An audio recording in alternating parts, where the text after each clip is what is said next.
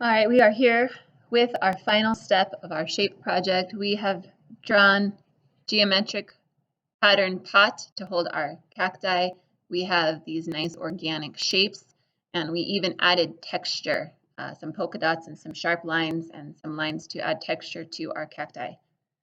I drew 3 of them in 3 different crayon colors, and you're probably wondering why I've had these washable markers sitting here. For this next step, you're going to need to grab a tiny bit of water and either a Q-tip, can you see that? Or a paintbrush. And I'm going to show you both here.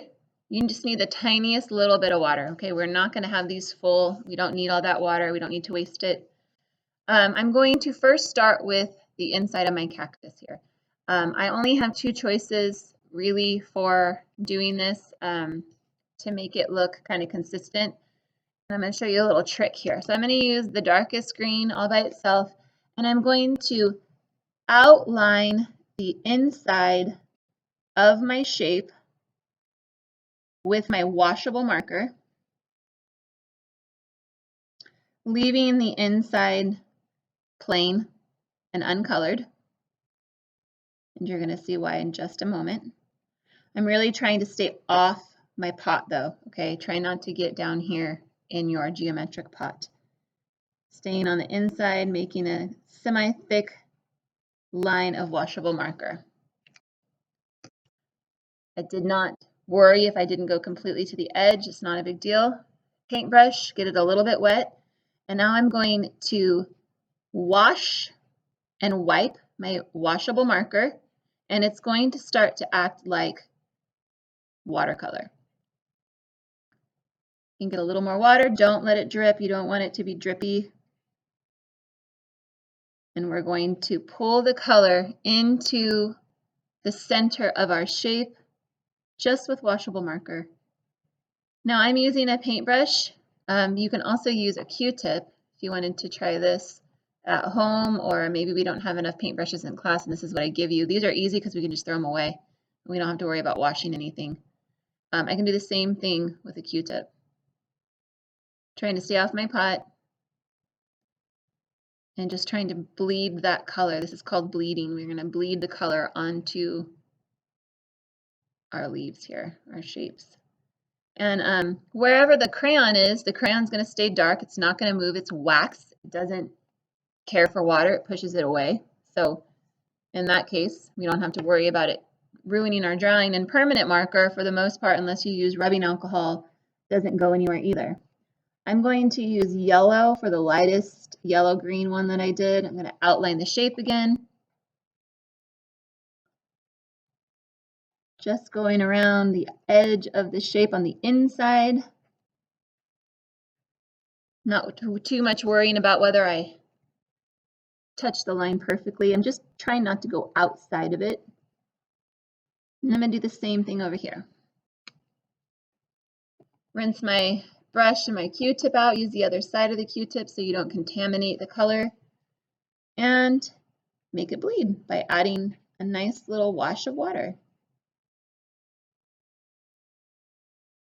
And this one's definitely lighter, harder to see on the screen.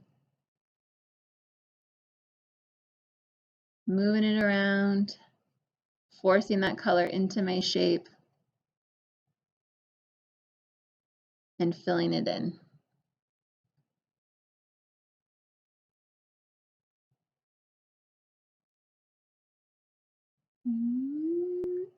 I'm doing this really quickly and kind of sloppy. I hope you're taking a little bit better time than I am.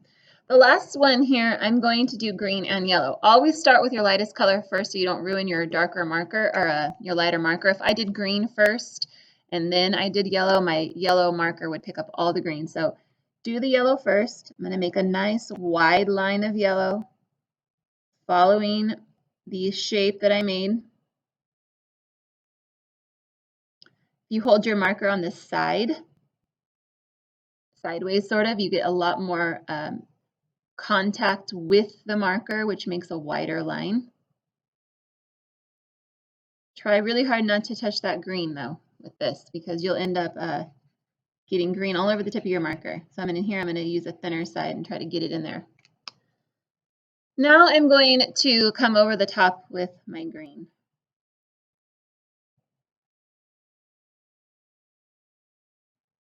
And hopefully the idea here is to have the yellow and the green mixed together to create kind of a yellow-green. Okay, down a little bit in there. Same thing, grab your paintbrush or your Q-tip and start to bleed the colors together.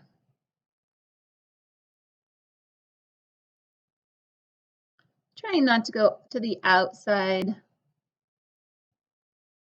of our shapes that we made here.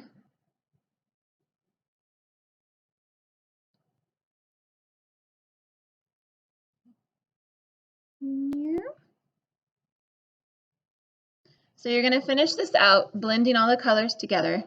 But I also wanted to show you this last step real quick, so I'm not going to finish bleeding and rubbing in a marker here.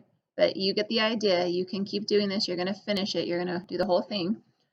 The last thing I'm going to do is I'm going to do the background. The background, we're going to still use washable markers, but I'm going to use a different color this time. I'm not going to use the greens and yellows. I already did that. I'm going to leave the pot black and white because I like the way that looks, but I need to make the table and the background here a different color. So I think for my table, I'm going to make my table brown, and I'm going to trace carefully around my pot, trying not to touch my pot, get it on my pot there.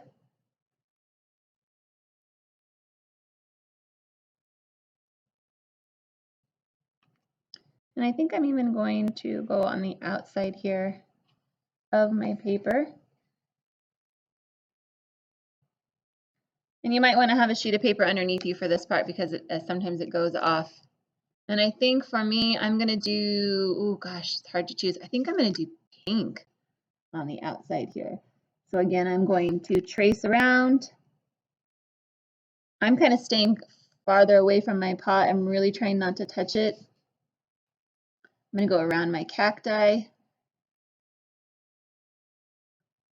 And here I got to be a little bit more careful because I made them very close. Just a nice outline.